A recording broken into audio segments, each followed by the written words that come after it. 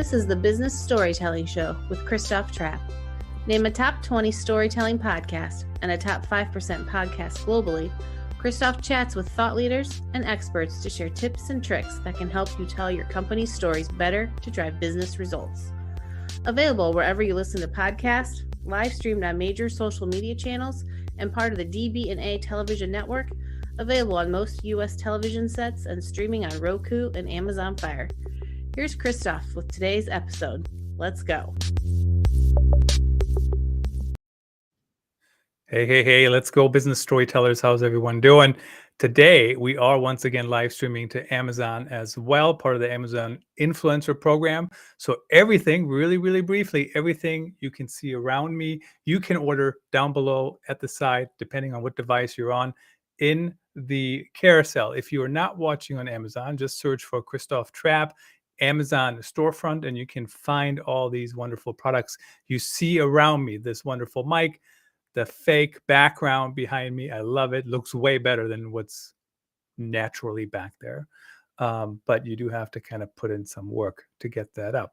The main product that we will be talking about today is actually Craftsman Creative by Daren Smith. I ran across him on Twitter. I'm pretty sure it was because Jeff Kozlowski, one of the co-authors of Going Live, was talking to him, and they were having a discussion about something, making some improvement to some intro or something like that. And I saw that.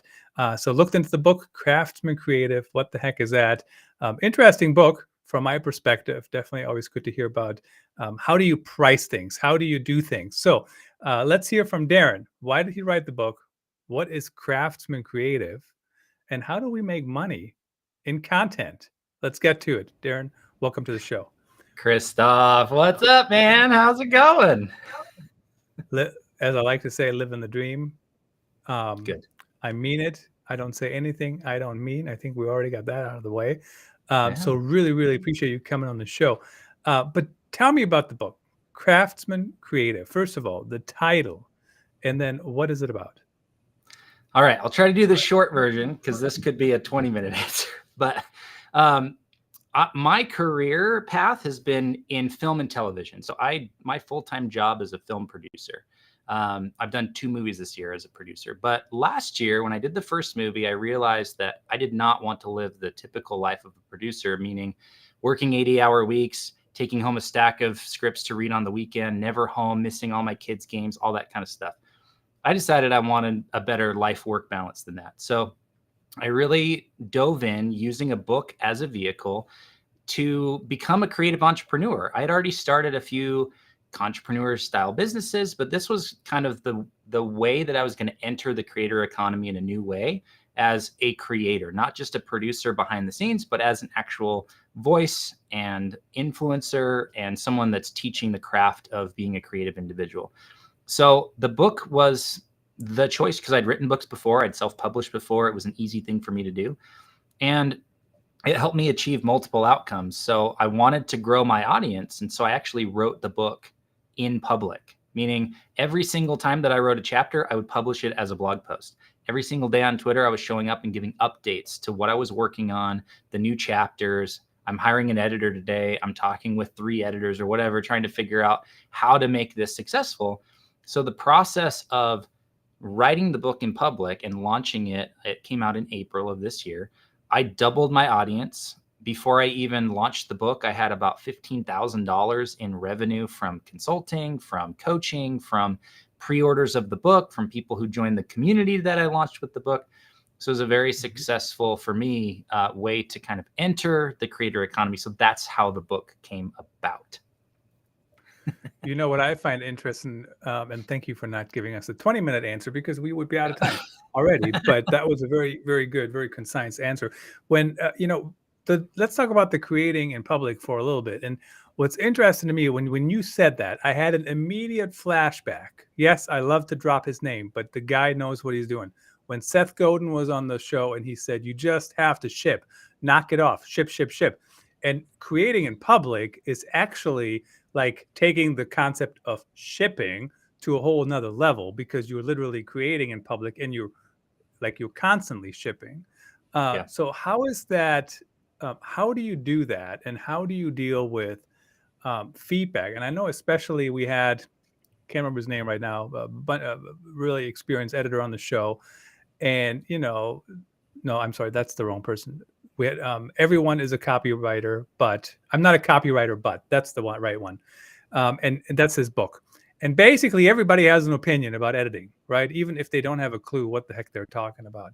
So is this just that headache at a higher level, or how is it helpful? How does it work? How do you set it up if you're creating in public? Yeah, so you remove the headache entirely. You don't do any editing whatsoever. So the simple mindset shift, if you're an author or if you're a creator and you are already generating content, it's basically just putting it in a different framing. So all that I did to write the book in public was take the weekly newsletter that I was already writing, the blog posts that I was already writing, and I put them inside the structure of a book. So the very first thing I did was wrote out the table of contents of the book. It was like 30 something chapters. By the time the book was done, it ended up being 33 chapters. Who cares? Nobody's saying, hey, you only said it was going to be 30 and you ended up with 33. That doesn't happen. So literally all I did was took the writing I was already doing on a weekly basis. I increased the pace a little bit because I had time. So I was writing every day instead of once a week.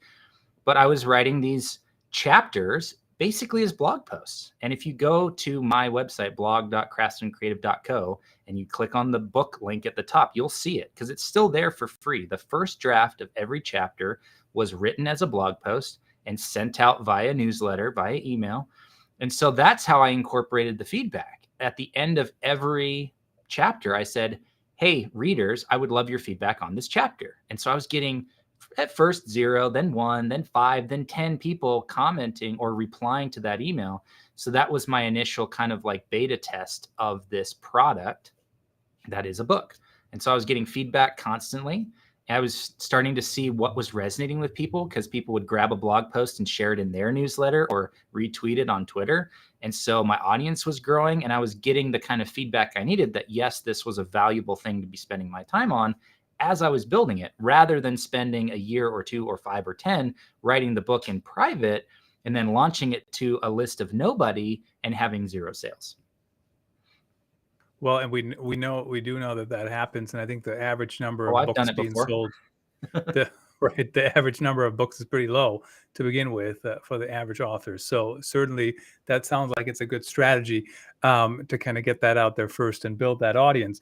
Now, the one other thing that resonated with me when you were talking about producing, and I've produced shows too in the banking and financial industry, but when I heard you talk about that, taking stuff home, editing, reviewing, whatever, whether you're in a full-time job or whether you're in your own little world, content never ends if you don't stop it, right? I mean, I could create an episode all day, every day, right? Because who makes the rules? I make the rules, right? We'll do 3 episodes a week at the very most.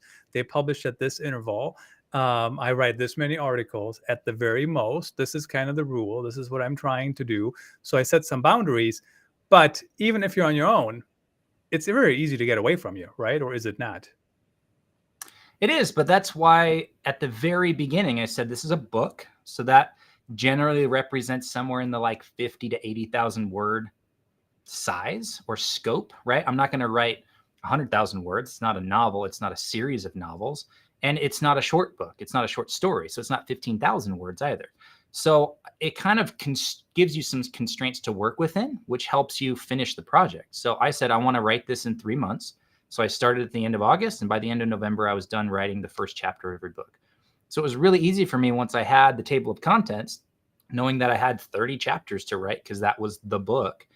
Then I just said, all right, I'm going to have to write whatever that was, 2 or 3 a week. Sometimes I wrote 4, and then on like, Thanksgiving week, I wrote 1 because I had time off, right? So it helps to establish those constraints up front so it doesn't get away from you. So the same applies for when people do creative work for clients or whatnot, kind of have your rules, your numbers in mind. How much can you do? What can you do? And always build in some extra time, because virtually anything in life takes longer than we think it does. I mean, I think that's, if I have learned nothing else, I certainly have learned that. The one section I really enjoyed in your book, especially, was where you talk about budgets. And, I have very, very strict rules on my budgets. I mean, we do sponsored content on here. We do sponsored articles on ChristopheTrapp.com. But they're very, very strict rules, right? So for example, when people try to negotiate with me, it's already a big red flag, right? I might as well stop talking to them right then. This is the price, and this is the price. I'm not a flea market, right? This is how much it costs. We're not negotiating. So I definitely appreciated that chapter. But talk about, how do people come up with the right price? And it took me a while, and I used to charge pretty little. And I was like, hold on a second. When you do the math, I'm like, I just lost money on this deal because of how much you charge. So how do people figure that out and try to find their niche? And this is a much longer conversation. So I'm just going to go with what's top of mind right now, but certainly email me afterwards if you have more specific questions. So let's take a podcast, for example, the sponsorship angle, right? There's two ways that you could get sponsors or price sponsorships for a podcast. So one model is, I've got 10,000 listeners. You divide that by your, CPM, which maybe is $25 or $45 per 1,000 listens. And you say, great, it's a $250 sponsorship. And so you're going to try to jam as many of those into an episode to make maybe $1,000 or $1,500 or $2,500 per episode. And if you do one or two a week, you're going to make 10 or 20 grand a month, right? That's a model a lot of podcasters use. Now, I just sold and launched a podcast with Joe Polizzi, who I know you've had on this show because I saw his face there in the intro. And I went to him and I said, hey, I have this idea for a podcast. It's brand new. It's a 10 episode thing. It's called the 10K Creator. It's the journey, documenting the journey of a creator, myself, going from like 0 to 10,000, 10,000 email subscribers, 10,000 a month in revenue as a creator. He loved the idea, but he said, I'm not going to do it unless we can pre-sell the sponsorships. I said, look, man, this is your jam. Like, I don't know sponsorships at all. I've never done sponsorship revenue. Go ahead. And he's like, well, we'll see how it goes. He used what he calls the limited inventory model. So instead of saying we have kind of unlimited slots at $250 a pop, he said, we have 3 sponsors for this season of the show. There will only be 3 per episode. You'll be in every single episode, every single email that goes out, and you 3 are the sponsors. He went out and he found the people who would value the audience that he already had with his existing podcast, because part of the strategy was, we're going to just put it on the same stream instead of starting a new podcast from scratch and 0 audience. So we already had 4,000 or 5,000 people a week that were listening to his podcast. So we went to these sponsors, and the first 3 that he went to said yes to a $15,000 season sponsorship for a show that did not yet exist. So before we ever hit record, we had $45,000 in the bank, and he sent me a third of that for my role in pitching and selling and producing the show, right? So that's a lot easier than trying to shill $250 sponsorships and do 5 of them per episode, et cetera, et cetera, et cetera. So that's one way you can think about pricing, is using a limited inventory model as opposed to a CPM model. So it's interesting too, because my definition of sponsorships, and I know that's a model a lot of people use, but I do very few sponsorships like that. Most of my sponsorships is people buying one episode, and then they are the guest on that episode. And we talk about, I still try to guide them towards, let's still stay on topic, because if we're talking about something totally irrelevant, nobody's going to listen to it. And you spend money on the show. They don't necessarily have to listen, but I'm just saying, I do try to guide them that way. And what's interesting to me is I do that. I follow that model, which works pretty well. And for me, but I also look at the time. So if people ask for the numbers, I totally will send them the numbers. They can totally make their judgments. I also sent them an Analytica, I think it's called, their report on influencer marketing compensation, which shows that my rates are really, really low. I mean, still comparatively to what they found. But my point is, I look at my time, right? I don't look at what, they want to do it, they want to do it. If they don't want to do it, they don't want to do it. So, but that's fantastic. And 10 episodes, that's an interesting model too. So will there be more episodes? Will there be more seasons down the road, or is it just one and done? We'll see what the audience demands, right? So it was a test for sure. It was very much an experiment on Joe's part to say, I've always wanted to add a second show to this stream. to see if it works. He's a big fan of Prof G, Scott Galloway, and he has like 3 or 4 shows on the same podcast feed. So if you subscribe to whatever, you're going to end up getting like 4 shows a week that are different content each week. So he wanted to try that, and this was an opportunity for him to do that. And he's like, well, I don't want to commit to years and years and years or an open-ended thing. Let's time box it to 10 episodes. It'll be easier to sell a sponsorship because it's a very contained thing. And it worked. So it was a really cool experiment. But I want to grab onto something you talked about, which is like your time, right? There's different ways to look at your pricing. So in the book, I talk about this. I have a whole section on finances, which is budgeting and, figuring out your minimum viable business, which is like how much does your business need to make to pay you a certain amount of money. So if you don't know the answer to that, that's in the book, and it's a whole chapter on it. But what I always like to do is kind of reverse engineer using the outcome first approach. It's kind of like a craftsman mindset. Now, that is not something I coined. That comes from the book So Good They Can't Ignore You by Cal Newport, which is where I got the term craftsman from, because he talked about this craftsman mindset approach to creative work. So I kind of stole that. He didn't trademark it or anything, so I just took it and made a business out of it. But basically, I look at the outcome first. And so if I'm saying I want to make $10,000 a month, well, I could go and get 2 consulting clients at $5,000 a month and have a $10,000 a month business. But I might be working for other people for 20 hours a week. Do I want to do that? If yes, then great. That's pretty simple. I can reach out to 100 possible clients, get 2 of them, and I'm in business, right?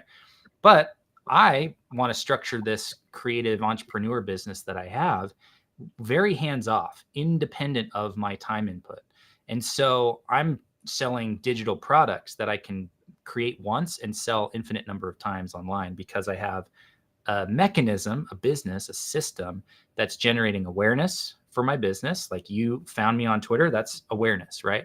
And then you take people to engagement and then conversion. So you get them on your email list, and then you convert them into buying one of your products. And so in order for me to make $10,000 a month, for example, off a $20 book, how many books do I need to sell? Well, maybe I want to have a higher price point thing. So I have a community, and that's $200 or $300 a month, a year. Well, that's another way that I could bring in more revenue. Well, what about a course at $150 or even $500? Well, I could sell 20 of those and make 10,000, or I could sell whatever it is, 200 books or 400 books or whatever the math works out to. What is it? 500 books to make $10,000 at 20 bucks a pop. I don't do public math for that very reason, but you got to think about what's the outcome, not just monetarily, but like, what do you want your life work balance to look like? Do you want to be working full time for other people, or do you want to be creating content, or do you want to be creating products? And that can inform the pricing of that thing so that it generates the outcome that you're after.